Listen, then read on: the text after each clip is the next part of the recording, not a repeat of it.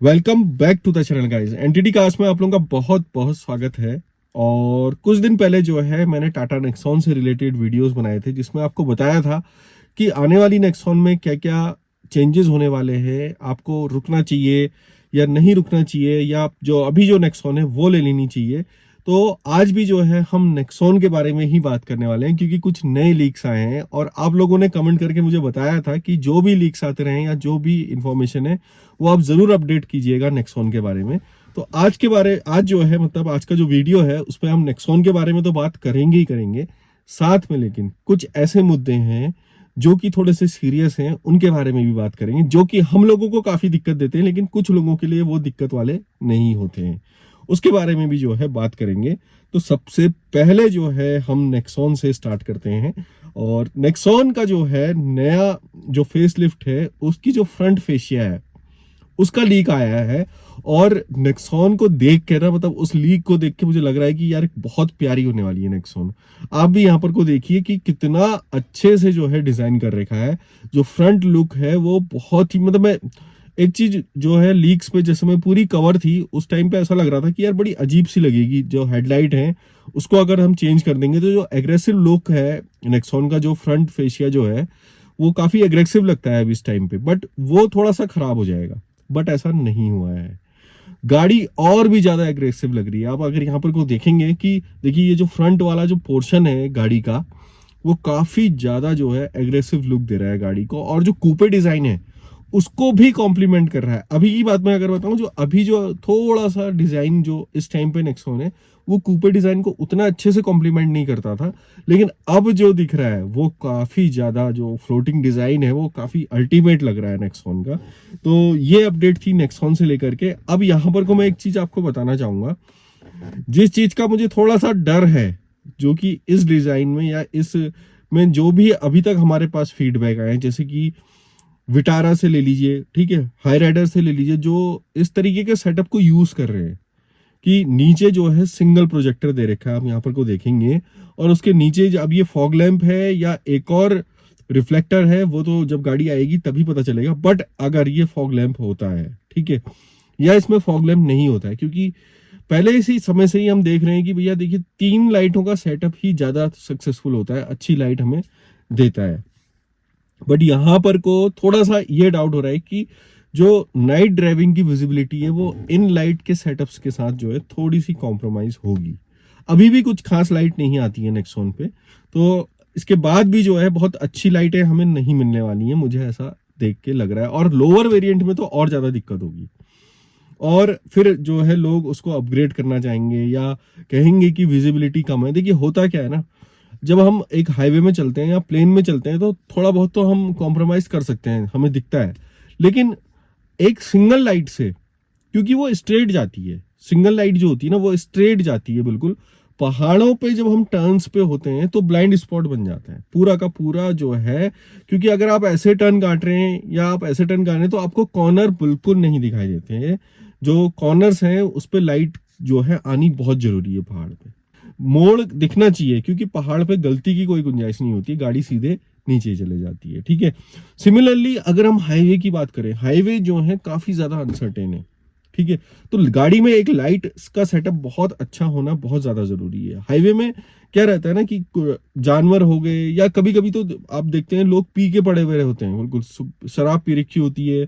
जो हमारे state highway होते हैं बिना डिवाइडर वाले, सिग्नल वाले, उसी में कोने में पड़े होते हैं। काफी लोग जो कि चलाते होंगे रात को गाड़ी, वो इस चीज को समझ पा रहे होंगे कि क्या दिक्कत होती है अगर लाइट रात को अच्छी ना हो। क्योंकि सिर्फ गाड़ियां नहीं चल रही हैं हमारे हाईवे में, बहुत ज्यादा अनसर्टेनिटी है। कोई भी कहीं से भी घुस आता है, कोई भी बाइक वाला कहीं से भी घुस आता है, ठीक है, बिना लाइट के। सबसे बड़ी बात है कि उनकी टेल लाइट नहीं जल रही होगी या लाइट नहीं जल रही होगी, अचानक से बाइक वाला आ जाएगा, साइकिल वाला आ जाएगा, साइकिल में पीछे रिफ्लेक्टर नहीं होगा। आपको जब बिल्कुल नजदीक आ जाओगे तब जाके दिखेगा अरे ये तो साइकिल में जा रहे हैं दो जने, क्योंकि उसमें रिफ्लेक्टर ही नहीं होता है। तो उस टाइम पे जो है हमें लाइट का सेटअप बहुत अच्छा चाहिए होता है, ठीक है। अब हम अपग्रेड कराते हैं तो लोग कहते हैं यार तुमने अपग्रेड करा दी, लाइट खराब है, लेकिन अपनी सेफ्टी भी तो सबसे पहले है ना, जेल थोड़ी ना जाना है किसी को उड़ा के। सबसे बड़ी बात है अगर रात को हमें दिखेगा नहीं तो हम किसी को उड़ा देंगे।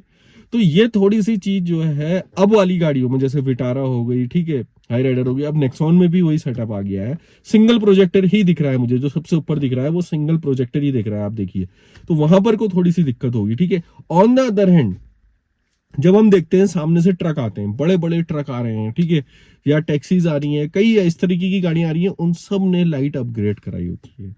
बसों में देखेंगे आप रिले लगी होती है, अच्छी खासी रिले लगा के चलते हैं लोग, और उसमें अगर एलईडी लगाएंगे तो लोग कहेंगे यार देखो उसने एलईडी लगा दी, इसने लाइट चेंज कर दी है, ठीक है। लेकिन मैं आपको बताऊं 90% लोग जो हाईवे में चलते हैं वो गाड़ी में अगर वो एलईडी नहीं लगाते, क्योंकि एलईडी महंगी आती है, वो सस्ता जुगाड़ करके चलते हैं। आप कहीं पर भी जाओगे तो आप मैकेनिक आपकी गाड़ी में रिले लगा देगा, कहेगा सर आपकी लाइट बढ़िया कर देता हूँ, रिले लगा देगा, साथ में बल्ब को जो है हाई पावर का लगा देगा। मैं ये नहीं कह रहा हूँ कि अपग्रेड कराए, लेकिन कंपनी से मेरा ये कहना है कि कंपनी से कम ऐसी लाइट आए कि विजिबिलिटी रहे, ठीक है। और जो ये वाला जो सेटअप है जिसमें कि लाइटें सिंगल लाइट आ रही है या नीचे आ रही है, वो पहाड़ों पे बिल्कुल भी सक्सेस नहीं है।